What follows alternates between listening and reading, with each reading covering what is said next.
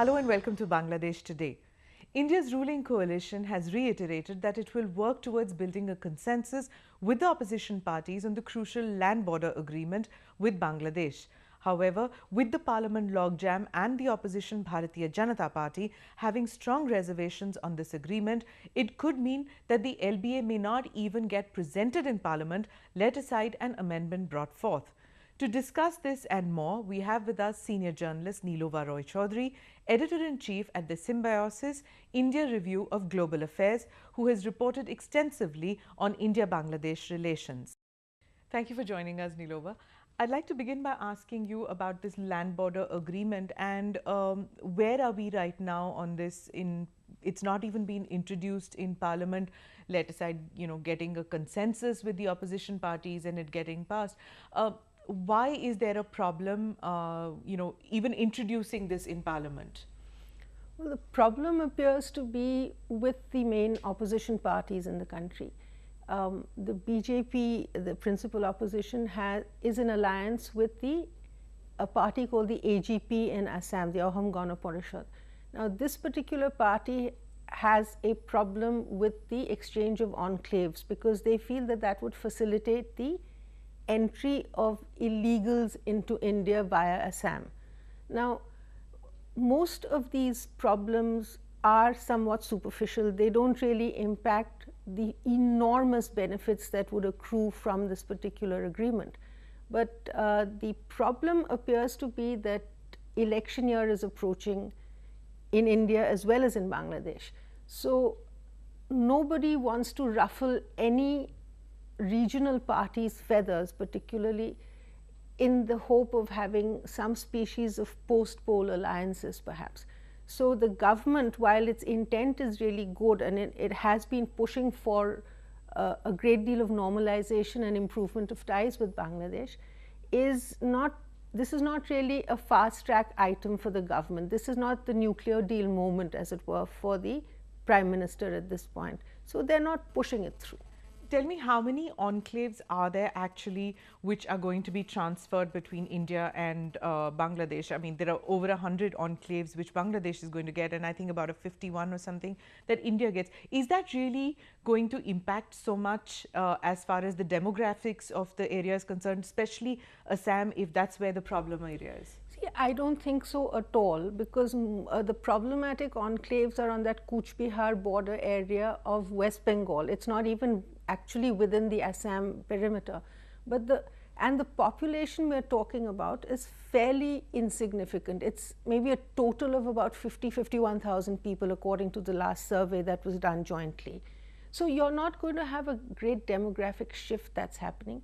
All it would essentially do is allow this little unfinished business of partition to finally get sorted out and resolved with this little demarcation of the national territories of both countries. Now you have a situation where there are about 17,000 hectares of Indian territory comprising these 111 enclaves within the territory that now comprises Bangladesh. Similarly, about 51 odd territories of Bangladeshi enclaves within Indian soil, as it were. And this is because rivers changed course and all kinds of things happened, and the origin of this was actually a gambling debt between the erstwhile Maharaja of Cooch Behar and the Rangpur Maharaja. So it's a bit of a mess. All this particular land boundary agreement would do is formalize what already exists. So there's no contesting that anybody is doing. I mean, neither Bangladesh nor India is contesting that area right now about the enclaves. That's all been decided. That's all been decided. In fact, as recently as February this year, when our foreign minister went across to Bangladesh, they actually exchanged the strip maps, which were essentially almost down to one house at a time, were exchanged by both countries to say that this is what exists at this point and this is how we will formalize it. So what this would entail is that India perhaps would formally give up its claim to about 10,000 hectares of land, because that's the 111 enclaves comprise approximately 17,000 hectares the 51 Bangladeshi enclaves in India comprise approximately 7,000 odd hectares. So, for a sum of 10,000 hectares in a country as large as India's, you have people who are so petty that they cannot conceive of just formalizing an agreement to improve the lives of those who actually exist there, because these 51. Well, how will it improve the quality of life? I mean, see, if you actually think about it, you don't want to give up even 1 hectare of land which is legally yours. No country wants to do that, right? I mean, we've had problems with China, we've had problems with Pakistan regarding inch by inch space. So I can understand that point of view, but if it has already been agreed between the two countries and we're not, we technically don't even sit there, we don't even own that right now, so how does it matter? That I can appreciate, but how is it going to improve the quality of life of those who are living out there? Could you explain that to me? See, these people are essentially in enemy territory, as it were, or in hostile territory. So, you have Indians who are living within the territory of Bangladesh and vice versa. So, they are not entitled to any of, or they cannot get access to any of the regular citizenship benefits that should accrue. So, they can't buy land, they can't join government service. They don't have the most basic civic services. Forget about buying land and so on. They are in a state where they do not have access to markets, where they do not have schools, there are no civic services. It's a mess. Because the legality of their position is not guaranteed by either country. Absolutely, absolutely. Okay.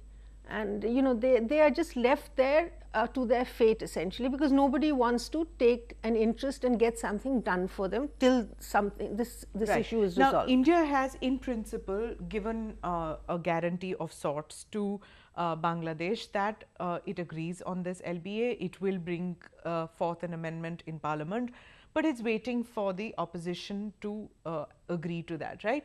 Now, even if they do bring it in Parliament, it's unlikely that it will pass because the opposition says that they are not going to go ahead and it needs 2/3 majority for this, right? Now, explain this to me, how it will come about.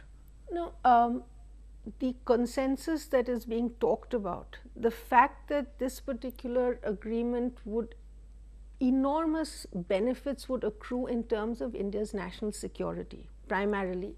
And the principal opposition party at this point, the BJP's major plank is national security. Can you explain how national security would benefit, how we would benefit, India would benefit in terms of national security? Is it because the Bangladesh government led by Sheikh Hasina is cooperating extensively with India with regard to national security of both countries? So, see, if you could elaborate on that. There are 2 or 3 things here. This is not a new issue. This is something that's been festering since before partition. Now, once this issue gets resolved, it's a small area technically that comprises maybe about 6.1 odd kilometers of this over 4,000 kilometer border between the two countries. What this does is formalize the border and settle the question forever. So, then you have a formalized border which you can then proceed to fence or do whatever it is that you wish. Consequently, the possibility of any illegal immigration happening from there, which is again another major plank for the BJP, that reduces enormously. Okay. Secondly, the fact that you have made a commitment to a neighbor, the government of India, I mean, ultimately this treaty was actually not signed just now, it was signed in 1974. And what was done 2 years ago when our Prime Minister visited Bangladesh was that Prime Minister Manmohan Singh and Prime Minister Sheikh Hasina there added this additional protocol whereby they actually identified all of the, they went into the nitty-gritty of the details so that there was no scope for any further confusion within the whole process. Having done that, we have made a commitment to another country, a sovereign country. 2 sovereign countries have made a commitment to each other, which at the end of the day we are not respecting, because the Bangladesh Parliament has ratified this agreement and it is legal and law there. Explain to me, Nilova, how is it that the Indian government can make a commitment to a neighbor when it knows that for this it requires a constitutional amendment. You know, if it was anything else like the Teesta, you go ahead with it. But when you know that you need a constitutional amendment, how can you make this commitment? What if tomorrow Manmohan Singh tells Nawaz Sharif that, okay, POK is yours? Even though he can't technically do it because he needs to go back to parliament for that. Or if you tell China tomorrow that Aksai Chin is yours, how can you make that kind of a commitment? How can a government make a commitment when it knows that it needs a parliament ratification, it needs a constitutional amendment? Well, the original commitment was not made today.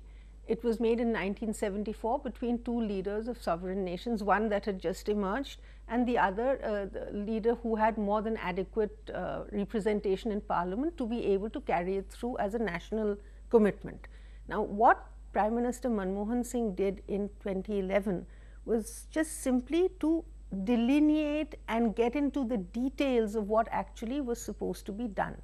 Now, having done that, I think it is well within a country's prime minister's sovereign right to basically stamp an agreement that was done about 40 years ago and finish and resolve the issue finally to the benefit of all.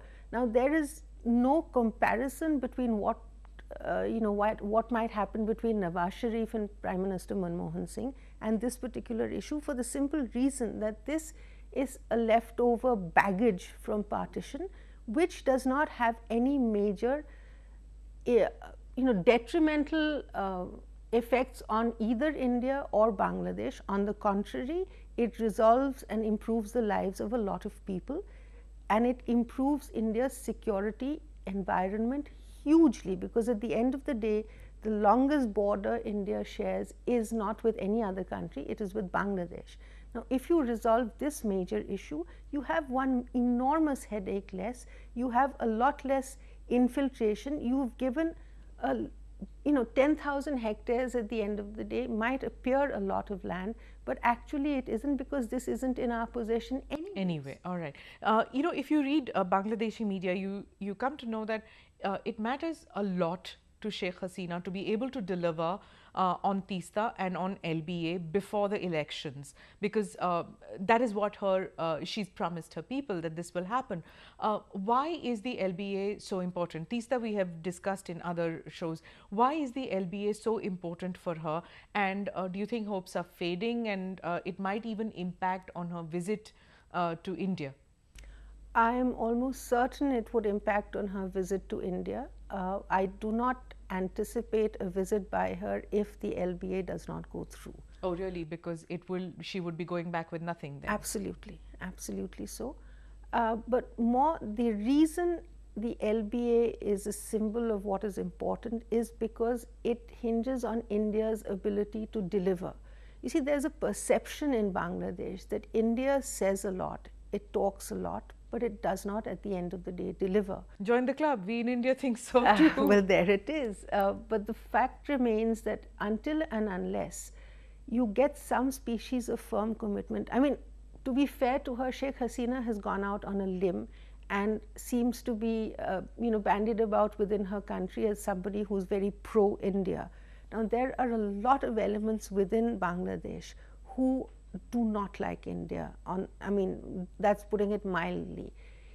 These are people who, in all likelihood, would succeed her, because the kinds of things that she has been trying to do for the past 4 or 5 years, the whole issue of resolving the legality of the creation of Bangladesh itself, putting to trial people who were against that idea.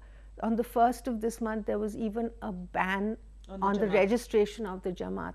Now, these are enormously significant events that are, happening simultaneously. For this lady to be able to go to her electorate and say, see, I went out on a limb, I cooperated with India, and see, this is what it has got me.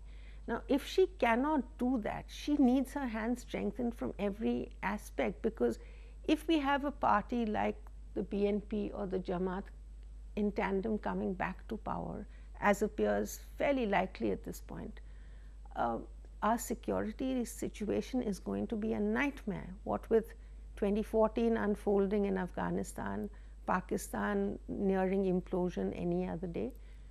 What are we going to be doing if we have a government that is detrimental in Bangladesh as well? This would have been the one good news story that we could have actually gone to polls with on both sides. You know, a couple of years ago, or should I say, when the BJP was in power, at that time there was a thinking that we have put all our eggs in one basket. We've backed Hasina Wajid, and we should also be, looking at Begum Khalida Zia. We should be, our support to Bangladesh should be bipartisan. That backfired. It did not work. Do you think that that the BJP would have learnt its lessons and realized that cooperating with Sheikh Hasina, with the Awami League, is the way to go forward? Well, I personally think that the government also has been a little lax in pursuing this particular issue. Had they taken it up in the budget session right after Salman Khurshid got back from Bangladesh, when they'd actually exchanged the strip maps, and tried to garner a consensus, telling people that, look, this is our last chance to ensure that we have a friendly government in this massive neighbor of ours on the east. Our entire northeastern policy technically hinges on this issue. We want transit to our own northeast through Bangladesh. That is being stalled because these issues are not being cleared. Is it already too late, do you think, on, the way the parliament is functioning the past week? We've seen logjam literally, and now this food security and the coal scam. Because of that, parliament is literally, everything is on a limb. Do you think it's already too late as far as the LBA is concerned? I am a perennial optimist. I hope that this gets introduced in the next day or so, and I'm told Parliament might get extended a bit. And if people actually set their minds to it, and I know the principal opposition feels similarly.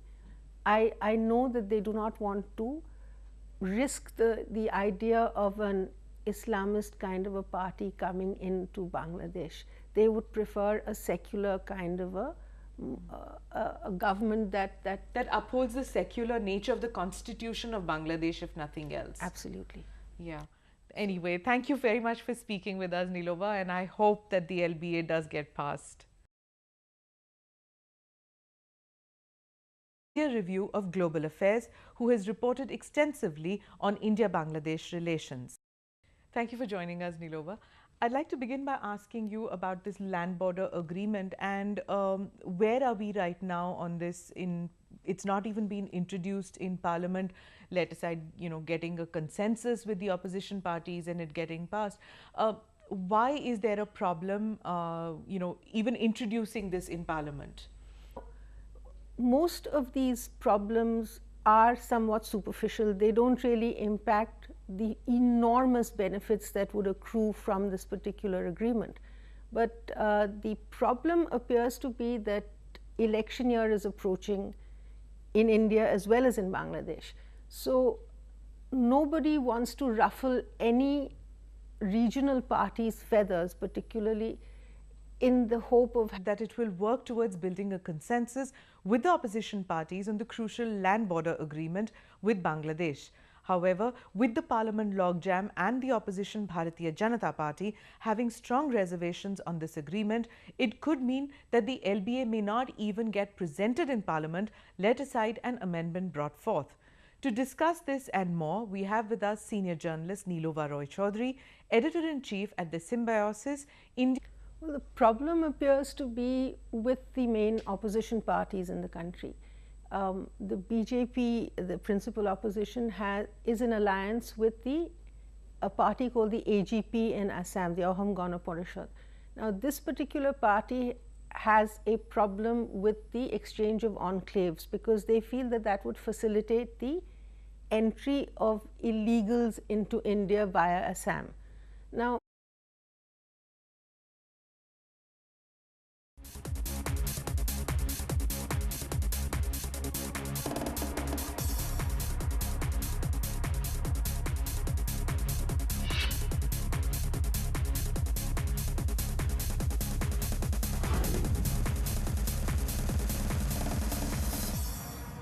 Hello and welcome to Bangladesh Today. India's ruling coalition has reiterated